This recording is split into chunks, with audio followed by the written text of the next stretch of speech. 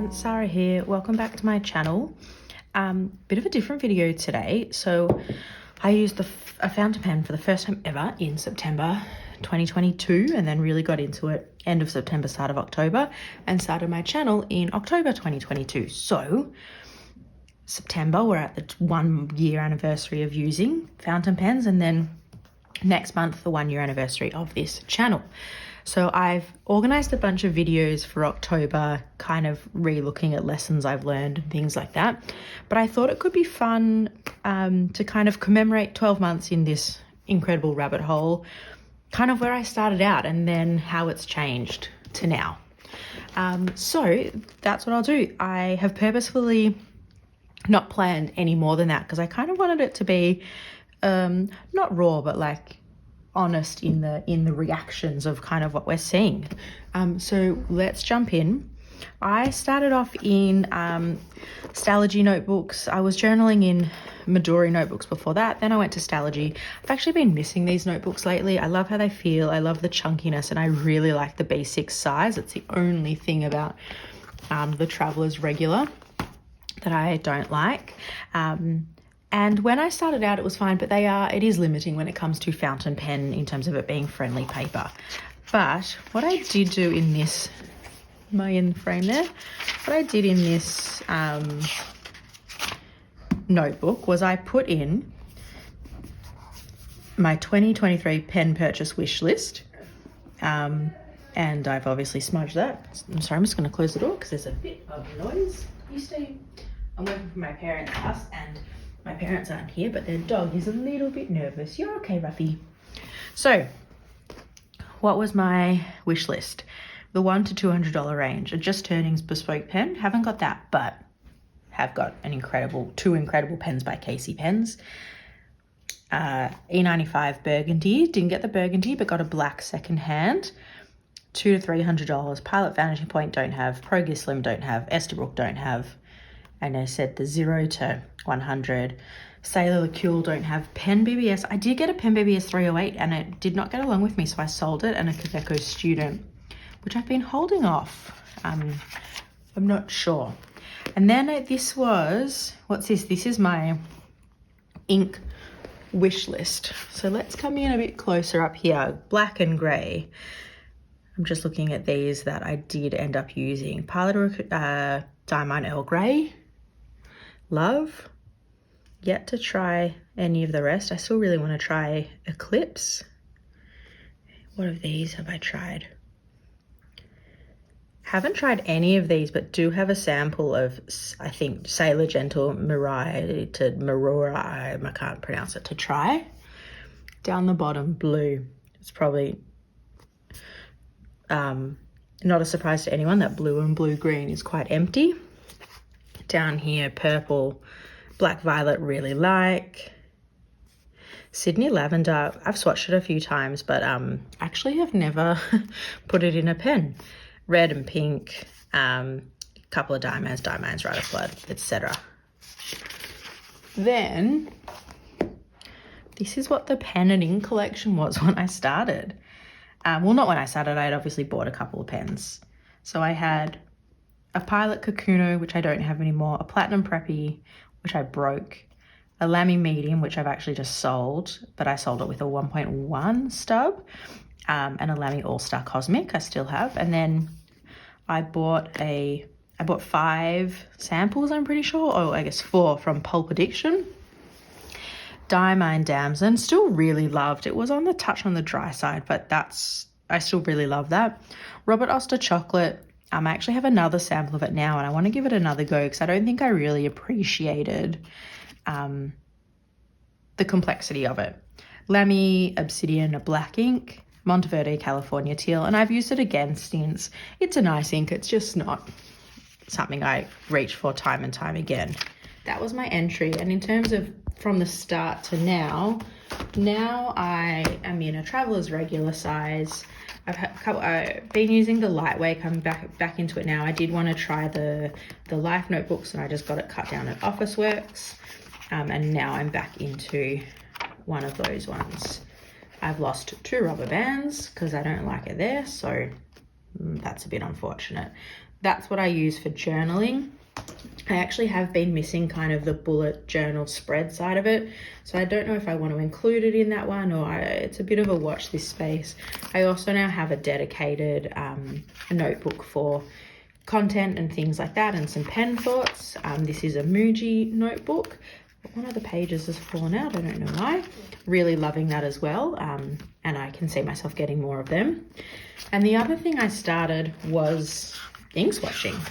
I wish I would have dated it, but I think it would have been around November, December that I started this.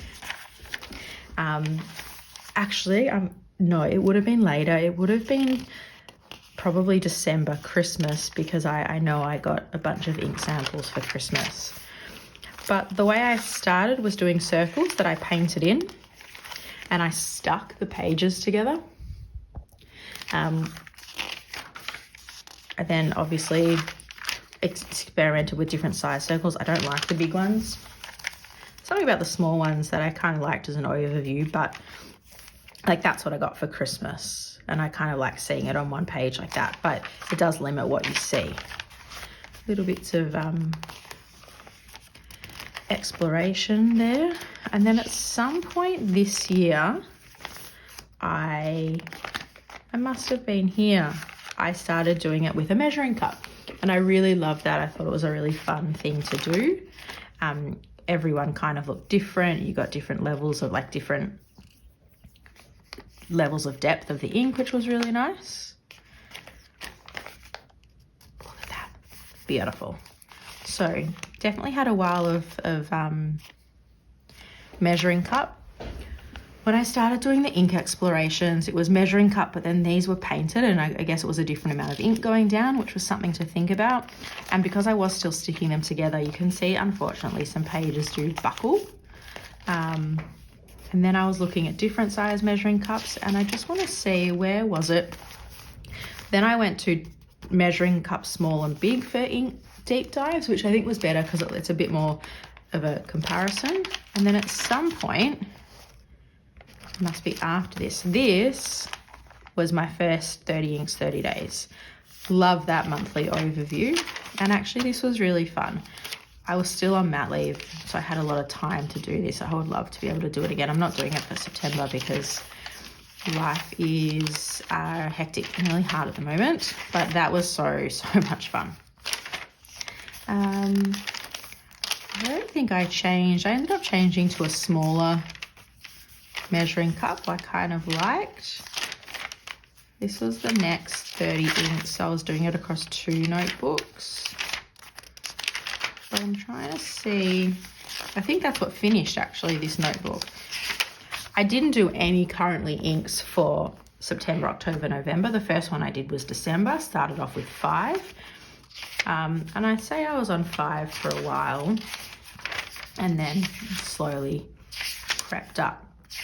I did enjoy when I was doing kind of looking at trying to limit one kind of color palette and really explore that and like shift it across, and I carried pens over. I think that's something I'd like to start doing again, not the one thing, but carrying the pen over. I really actually enjoyed being able to use it across 2 months, see how it then interacted with different other colors in the lineup and things like that. And then it finishes in June.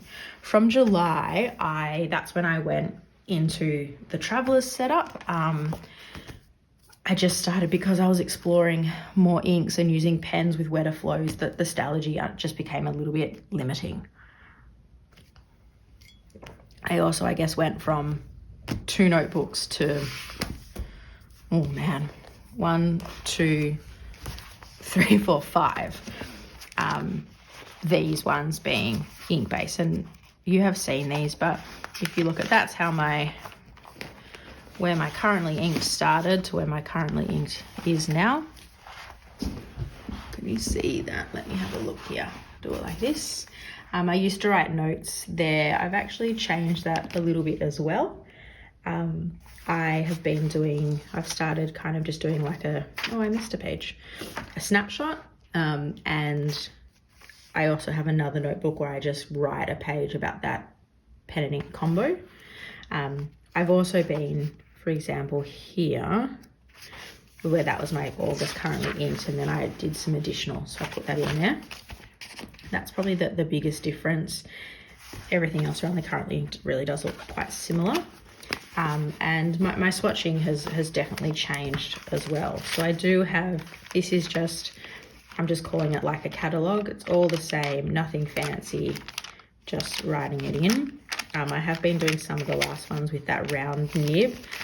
I don't know if it's as nice as those, but it is a lot easier to clean. But I need to decide whether I persevere, and these, yeah, I really just want to keep as a catalogue. And then this is my ink swatching for this year. So it did start out with 30 inks, which was fun doing this, but I don't know if you really got to see the full breadth of the ink.